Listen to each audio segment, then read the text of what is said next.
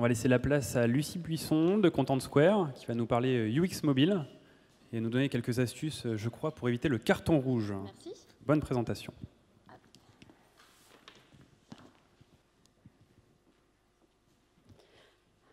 Bonjour à tous. Alors, hop, je me familiarise avec la technologie.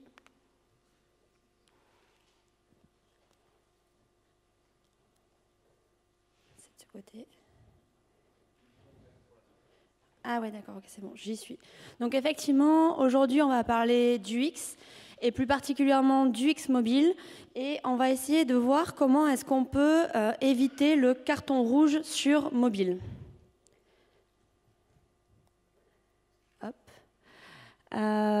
Donc voilà, donc l'idée c'est vraiment de comprendre pourquoi est-ce qu'aujourd'hui souvent la navigation sur mobile s'apparente plus à un parcours du combattant et quelles sont les raisons en fait qui expliquent tous ces freins et toutes ces frustrations que ressentent nos mobinotes et comment est-ce qu'on peut changer la donne parce que c'est pas tout de comprendre, ensuite il faut agir. Donc moi, chez Content Square, je suis en charge du produit. Ça veut dire que mon métier, c'est de passer beaucoup de temps avec nos clients et avec nos futurs clients pour comprendre quelles sont leurs problématiques au quotidien et quelles sont les questions qui se posent sur la manière dont les internautes, les mobinotes utilisent les sites web.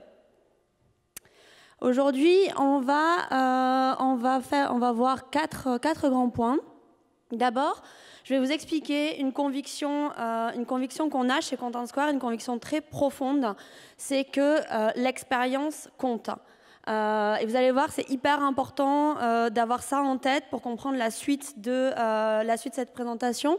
Ensuite, je vais vous dire très rapidement qui on est. Et après, je vais vous donner les clés de compréhension de ce petit livre, du livre blanc e-commerce. Et enfin, je vous montrerai un exemple concret d'optimisation de site mobile. Alors, pourquoi l'expérience, ça compte ? On vit dans un monde dans lequel la vie est de plus en plus digitale. C'est-à-dire que du matin au coucher, vous êtes connecté sur votre smartphone, sur votre tablette, sur votre ordinateur au boulot, sur votre ordinateur à la maison, parfois même sur plusieurs en même temps. Et presque, on pourrait dire que vous passez plus de temps avec vos interfaces digitales qu'avec votre femme, votre mari ou vos enfants. Et donc, au final, on est confronté toute la journée à des interfaces digitales. Et dans ce monde digital, on a une relation de plus en plus individuelle, de plus en plus désintermédiée avec la marque. C'est-à-dire que là où dans le commerce physique, il va y avoir un vendeur qui va pouvoir m'expliquer le positionnement de la marque, qui va pouvoir m'expliquer pourquoi les produits sont différents, qui va pouvoir m'accueillir, qui va pouvoir me faire me sentir très particulier. Dans un monde digital, c'est l'interface qui prend le relais sur tous ces aspects-là. Et en fait, ce qu'il faut se dire, c'est que vous n'aurez jamais une seconde chance de faire une bonne impression à vos internautes et que ce que va retenir l'internaute de sa navigation sur votre site, c'est pas tellement est-ce que vous êtes le moins cher, c'est pas tellement est-ce que vos produits sont les meilleurs, c'est ce qu'il a ressenti en naviguant. Est-ce qu'il s'est senti agressé, est-ce qu'il s'est senti perdu, est-ce qu'il s'est senti frustré quand il a été en contact avec votre site web et donc en contact avec votre marque. Et c'est pour ça que chez Content Square, on pense vraiment que UX is the new one, c'est-à-dire que c'est l'expérience utilisateur, l'expérience que va vivre le mobinote sur votre site mobile qui va définir ce qu'il ressent par rapport à votre marque. Et alors, des Amazon, des Apple, des Uber ont compris ça depuis très longtemps et ont fait de l'expérience utilisateur vraiment le point différenciant de toute leur stratégie de fidélisation par rapport à leurs produits et à leurs marques. Alors, je parle d'expérience utilisateur depuis le début. Concrètement, qu'est-ce que c'est l'expérience utilisateur ? C'est un mot, c'est un peu le buzzword en ce moment, on en entend parler tout le temps. L'expérience utilisateur, c'est la perception et le ressenti d'un individu qui utilise une interface homme-machine. Donc, c'est vraiment ce qu'il va percevoir et ce qu'il va ressentir quand il interagit avec l'interface. Chez Content Square, justement, ce qu'on vous propose, c'est un logiciel qui va vous permettre de comprendre l'intention et le contexte dans lequel l'internaute utilise l'interface pour lui offrir la meilleure expérience utilisateur. Alors comment on fait ça? Pour comprendre en fait ce que ressent l'internaute et sa perception, il faut comprendre pourquoi est-ce qu'il est venu sur votre site et dans quel contexte, comment est-ce qu'il est venu sur votre site. Donc le pourquoi, c'est l'intention, c'est est-ce qu'il est venu pour acheter quelque chose, est-ce qu'il est venu pour faire de la prospection, du repérage, pour chercher une information. En fonction, il ne va pas avoir du tout les mêmes besoins ni les mêmes exigences. Et le comment, c'est est-ce qu'il était le matin dans le métro, est-ce qu'il était entre deux réunions dans la journée, ou au contraire, est-ce qu'il était confortablement installé dans son canapé le soir à la maison. Et là, vous sentez bien que son niveau d'exigence et son niveau de patience va être très différent en fonction du contexte dans lequel il est entré en contact avec votre marque. Comment est-ce qu'on fait justement pour aborder le pourquoi et le comment, et comment est-ce qu'on fait pour aborder des solutions concrètes? D'abord, on va analyser. Ensuite, on va identifier des actions pour répondre aux problèmes spécifiques de vos internautes. Et ensuite, on va mettre en prod ces actions grâce à de l'A/B test le plus souvent. Et une fois qu'on a une nouvelle version de votre site qui répond à une partie des problèmes de nos utilisateurs, de nouveau, on va analyser pour pouvoir réoptimiser l'expérience de nos utilisateurs. Ça, c'est vraiment le principe d'amélioration continue, c'est quelque chose qui est absolument clé parce que c'est illusoire de croire qu'en un coup, on va pouvoir régler les problèmes des utilisateurs. Au contraire, on va toujours chercher les 20% d'optimisation qui vont apporter les 80% de la valeur. Et une fois qu'on aura fait ce premier cycle d'optimisation, une fois qu'on aura bouché les grands trous dans la raquette, on pourra aller chercher sur des populations en particulier des solutions spécifiques. Et ça, c'est ce qu'on verra tout à la fin à travers le cas Micromania. Alors, je vous passe très très vite sur les chiffres Content Square. Globalement, ce qu'il y a à retenir, c'est qu'on a été élu par Gartner comme une des technologies les plus innovantes du e-commerce et qu'on a ouvert nos bureaux à Londres au début de l'année et on ouvre nos bureaux à New York au début de l'année 2017. Donc voilà, donc une grosse expansion internationale qui est portée en fait par les nombreux clients qu'on a en France et qui travaillent déjà avec des sites à l'international et qui du coup nous ont permis déjà de les aider à optimiser les parcours à l'international. D'ailleurs, je vous invite à regarder sur notre site l'étude qu'on a faite sur les différences de comportement entre les pays. Vous verrez qu'un Chinois ne navigue absolument pas comme un Allemand. Bon, voilà. Donc tout ça, c'était pour l'introduction. Revenons maintenant au mobile. Le livre blanc mobile. Alors, un tout petit peu de méthodologie, 6 mois de données, 300 millions de sessions, 80 sites, 7 pays, 11 secteurs d'activité. Donc, vous voyez, on a brassé large. On va d'abord parler des usages et des attentes de nos mobinotes. Alors, au cours des 12 derniers mois, le trafic a explosé sur mobile. Nous, dans les chiffres, dans nos études, ce qu'on constate, c'est qu'on a près de 40% des sessions utilisateurs qui se font maintenant sur mobile. Donc, de là à dire que le mobile va finir par détrôner le desktop, on n'est pas loin. Et on dit aussi que l'industrie des applications mobiles talonne en chiffre d'affaires celle du cinéma, avec près de 30 milliards de dollars de chiffre d'affaires en 2015.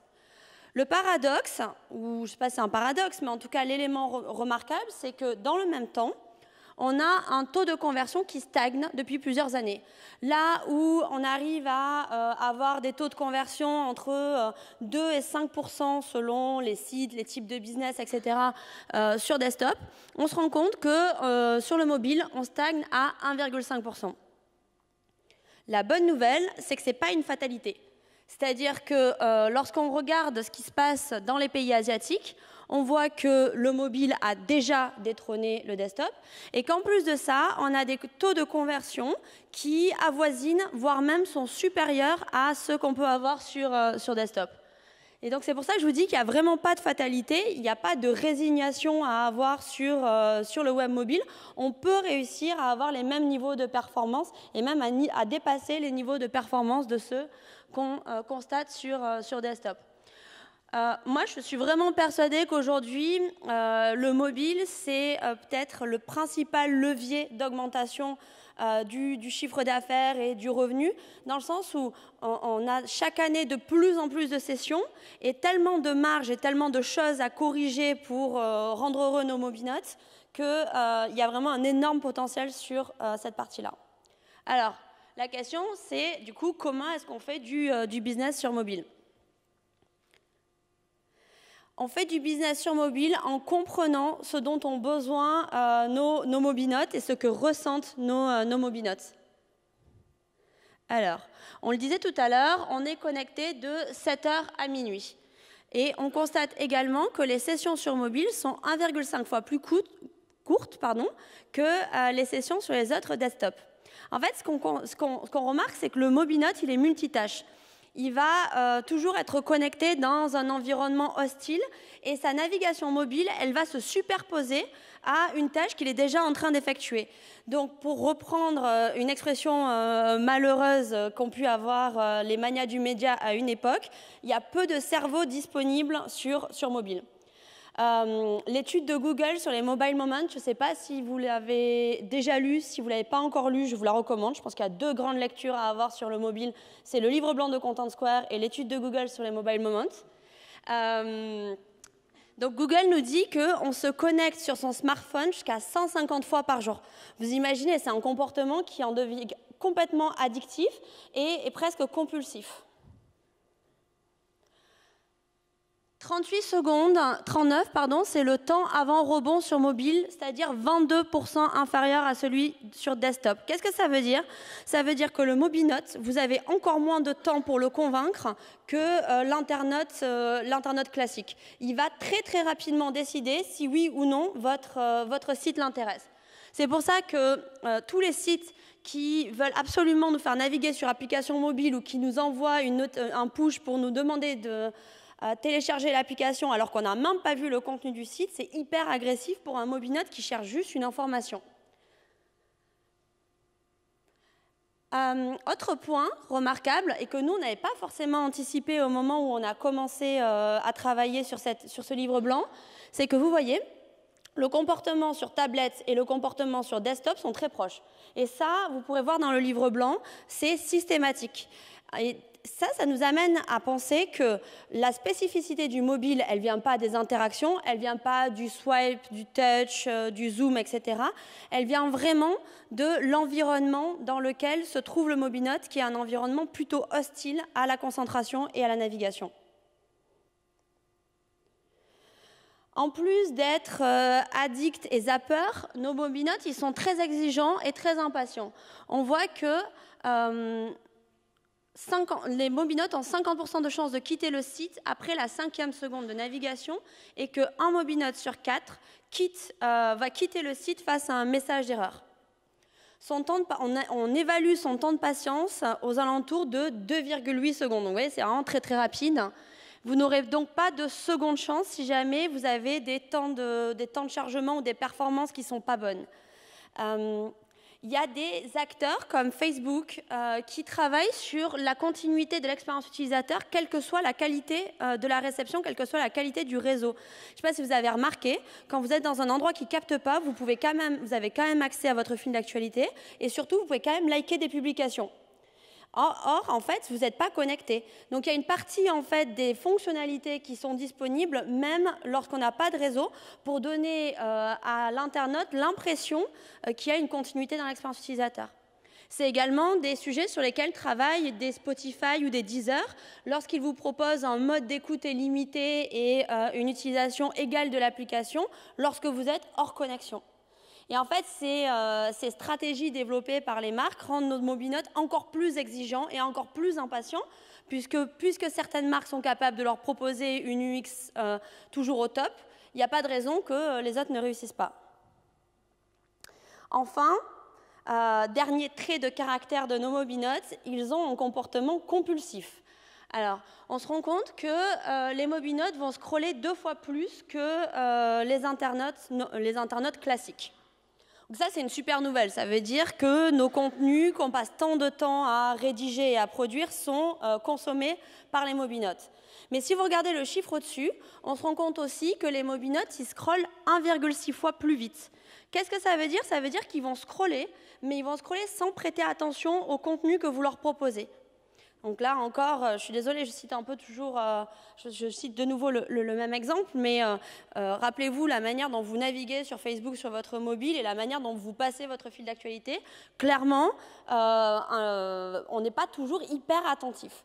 Et donc là, c'est hyper important de travailler votre contenu, de ne pas vous dire que le plus on en met, le mieux c'est, mais de travailler sur vraiment du contenu pertinent pour nos mobinotes. Alors, en résumé, les mobinotes, ils sont addicts, zappeurs, exigeants, impatients et compulsifs. Donc là, quand on voit ça, on se dit qu'on n'est pas arrivé et qu'on commence à comprendre pourquoi les taux de conversion stagnent un peu sur mobile. Maintenant qu'on a posé le diagnostic, réfléchissons aux remèdes et aux solutions. Première chose à savoir, c'est que les mobinotes raffolent des pages listes. Vous voyez, là où sur desktop, ils vont avoir plutôt tendance à consommer du produit, sur mobile, ils vont avoir tendance à consommer de la page liste. Vous retrouverez dans le livre blanc, mais on a une citation d'un de nos clients, une citation de Volcom, qui nous explique que eux, en fait, ce qui se passe, c'est que sur mobile, ils ont les ados qui viennent repérer les produits, donc qui vont consommer uniquement de la page liste et choisir leurs produits préférés. Et sur desktop, on va avoir les parents qui vont venir acheter. Donc on voit là qu'on a un comportement de prospection et de découverte sur mobile, et sur desktop, très souvent, un comportement plus de conclusion de l'achat. L'idée ici, c'est donc de travailler des pages listes longues, puisqu'on a dit que les mobinotes adoraient scroller, avec de grands visuels. C'est beaucoup plus frustrant pour un mobinote d'avoir à stopper son scroll et faire un zoom pour voir le produit que de scroller à l'infini. Deuxième astuce, pour profiter du potentiel de nos pages listes, c'est la wishlist. La wishlist, c'est capital. On va y revenir juste après, mais si on considère que le mobile, c'est plutôt un canal qui favorise la prospection et la découverte, c'est hyper important que nos mobinotes ils puissent enregistrer leurs découvertes et enregistrer leurs favoris sur votre site mobile. Le Store Locator, là aussi sur mobile, c'est hyper important parce qu'en fait, le Store Locator, c'est le GPS qui va mener à l'achat. Donc n'hésitez pas à le mettre en valeur sur vos sites mobiles. Un deuxième point, qui est une deuxième astuce sur mobile, c'est de travailler votre stratégie d'acquisition en mobile first. Qu'est-ce que ça veut dire ? Ça veut dire que, comme vous le voyez ici, alors si vous avez la légende sur le côté, on a beaucoup plus de nouveaux visiteurs sur mobile que de returning visitors, là où la proportion est à peu près égale sur desktop. Qu'est-ce que ça veut dire ? Ça veut dire que le mobile, c'est un canal d'acquisition. C'est souvent la première interaction que va avoir une personne avec votre marque.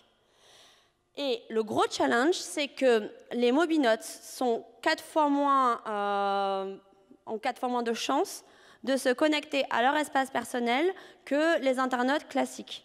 Donc là, il y a un dilemme ou un problème insoluble, c'est que on cherche à faire de l'acquisition sur mobile, mais les gens ne veulent pas se connecter. Et donc là, vraiment, l'idée, c'est de laisser les internautes découvrir votre site, laisser les internautes se familiariser avec votre marque, et à ce moment-là, au bout de 4, 5, 6 pages, les inciter à vous laisser leur adresse mail ou leur numéro de téléphone. Alors on peut imaginer une popine qui propose une réduction si jamais on laisse son adresse mail. Enfin, je voulais toutes ces méthodes un peu incitatives qu'on peut avoir et qu'on peut déclencher dès lors qu'on identifie qu'on a un intérêt naissant entre l'internaute et votre site mobile.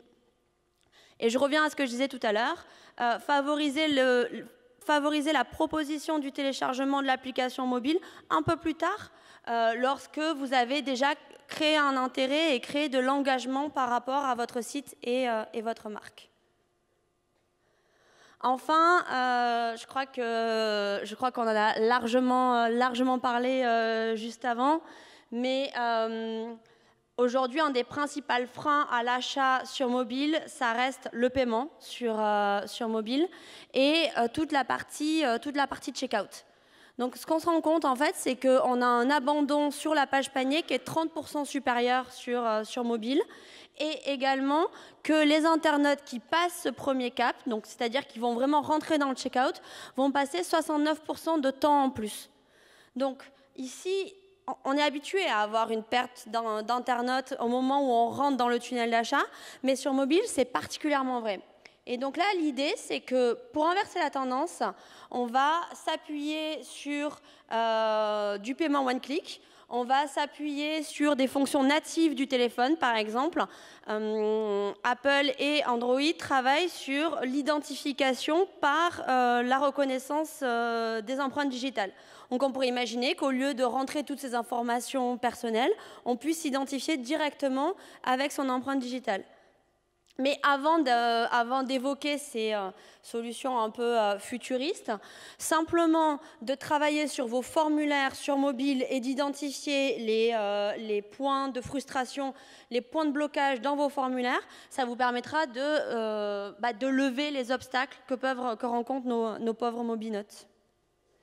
Enfin, et ce graphique, moi je le trouve assez intéressant, ce que vous voyez, c'est la part des achats en fonction de leur valeur.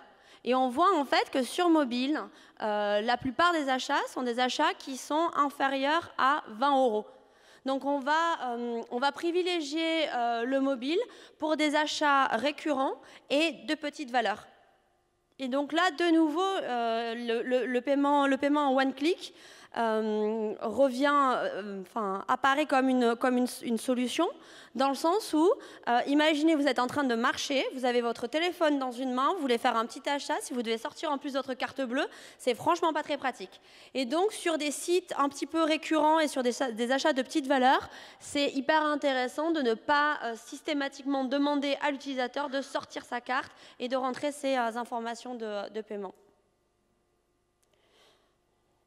Donc, en résumé, juste avant de passer au cas Micromania, on travaille ces pages listes, on cherche à récupérer le nom ou l'adresse mail de nos mobinotes pour pouvoir les recontacter plus tard, peut-être dans un moment plus propice, dans un moment où leur cerveau sera plus disponible.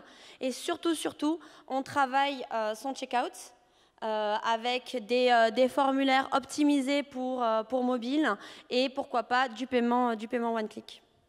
Je vais finir rapidement avec un exemple un peu concret de comment est-ce qu'on peut mener ce type d'optimisation.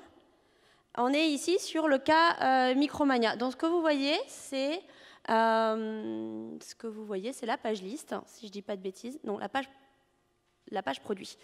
Donc, ce qu'on voit sur cette page produit, c'est que la plupart des étapes, la plupart des interactions se trouvent en bas de page et que par contre, toutes les interactions qu'on a sur le haut de la, tous les éléments qu'on met sur le haut de la page sont beaucoup moins engageants et intéressent beaucoup moins les internautes.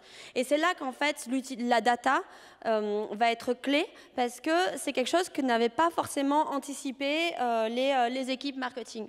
L'autre grosse découverte que nous a permis de faire l'étude du comportement des utilisateurs, enfin des mobinotes de Micromania, c'est que, et on retrouve un peu ce qu'on disait tout à l'heure, c'est que les mobinotes, ils privilégient le scroll plutôt que les systèmes d'encre.